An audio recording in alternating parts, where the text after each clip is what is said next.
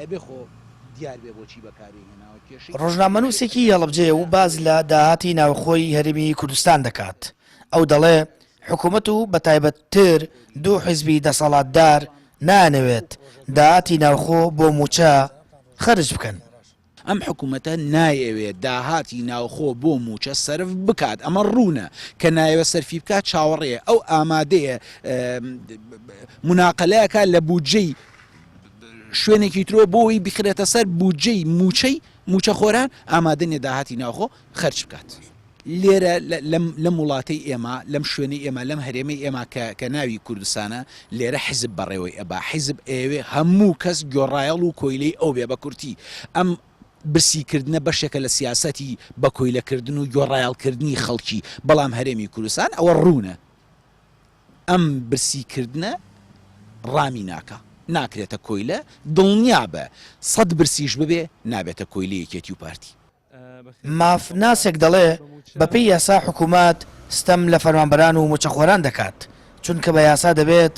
هەرسی ڕۆژدارێک و لە بەرامبەرە وەرکەی جێبەجێ دەکەن موچە بە فەرمانبەران بدرێت. ئەنجومەنی سەرکردایەتی شۆڕش لە ساڵی 1970ەوە بە قانون دیاری کردو بە دەق دیاری کردووە کە فەرمانبەر 30 ڕۆژدارێ بێ موچەی باتێ نەوتراوە 31 ڕۆژجارێ نەوتراوە 28 ڕۆژجارێ 29 ڕۆژجارێ بەداخەوەی کە حکوومەت یاریمی کوردستانی کا لە ئەوە بۆ 3 مانگەچێ هیچ موچەیەکی بۆ فەرمانبەرانی خۆی دابین نەکردووە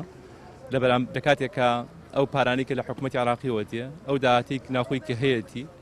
داهاتی مەرزەکان و فرۆشتنی نەوت و داهاتە نانەوتەکانی دیکە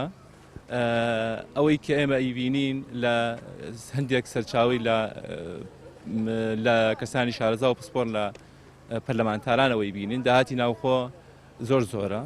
ئەو پارەی کە حکوومەتی عراقی نێرێ زۆر زۆرە بۆ یامی کە حکوومەت یاریمی کوردستانی کە ستەمێکی گەورەیە.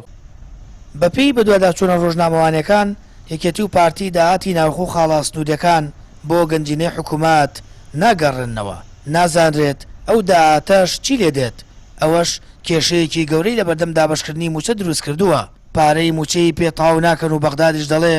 هەرێم داهاتی تەواوەتی ناوخۆی بۆ نەناردووە. سامان فتاح کەناڵی ئاسمانی پەیام